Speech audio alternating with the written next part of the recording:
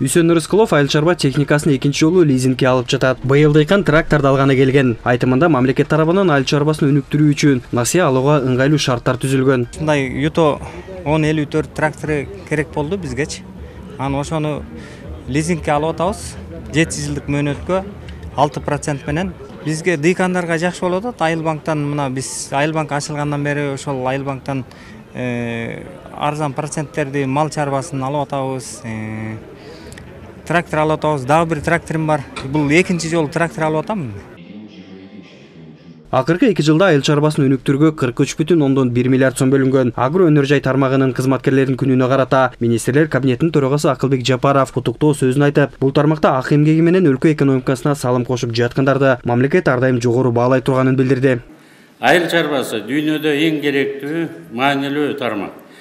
Негизги айыл чарбасы, токой чарбасы жана балык чарбасы бардык адамдарды толук азык-түлүк менен камсыздап, адекваттуу кирешесин көтөрүп, айыл чарбасынын өнүгүшү жана айлана чөйрөнү коргоо контекстинде адамзаттын кызыкчылыктарын камсыздап келет. Азык-түлүк акция менен 32. Андан кийин Акылбек Жапаров 3-чү жолу өтүп жаткан Агротех Экспо 2023 республикалык агро өнөр жай көргөзмөсүнө барды. Агротех Экспо 2023 көргөзмөсүндө айыл чарба техникасынын жана кайра иштетүү өнөр жайынын жабдууларынын, инновациялык технологиялардын, үрөндөрдүн сортторунун, жер семирткичтердин, ветеринардык препараттардын, өсүмдүктөрдү коргоо каражаттарынын, агрохимикаттардын, асыл тукум малдардын жана башка айыл чарба продукцияларынын акыркы үлгүлөрү көрсөтүлдү. Кыргызстанда жана чет мамлекеттердеги алдыңкы компаниялардын өндүргөн продукцияларын кыргызстандык жашоочуларга жана дыйкандарга көрсөтүү максатында өткөзүлүп атат. Агро Экспо дагы мына жаңы көргөзмө ушулду. Мына ушулардын барлыгы бир жерде Кыргызстандын айыл чарба кызматкерлеринин күнүнө карата ушу жерде уюштуруп өткөзүп атат.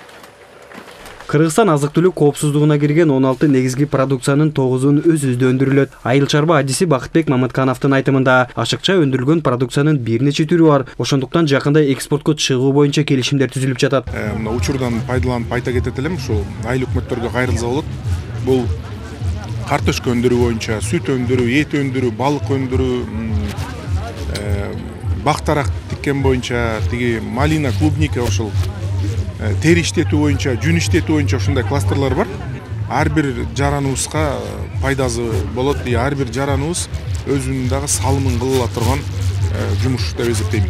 Айыл чарба өлкө экономикасынын жана дүйнөдөгү эң керектүү маанилүү тармактардын бири. Өлкөнүн айыл чарба тармагын колдоо максатында акыркы жылдары мамлекет тараптан колдоолор болуп келет. Тилек Айталиев, Элдар Анарбеков, ЛТР, Бишкек.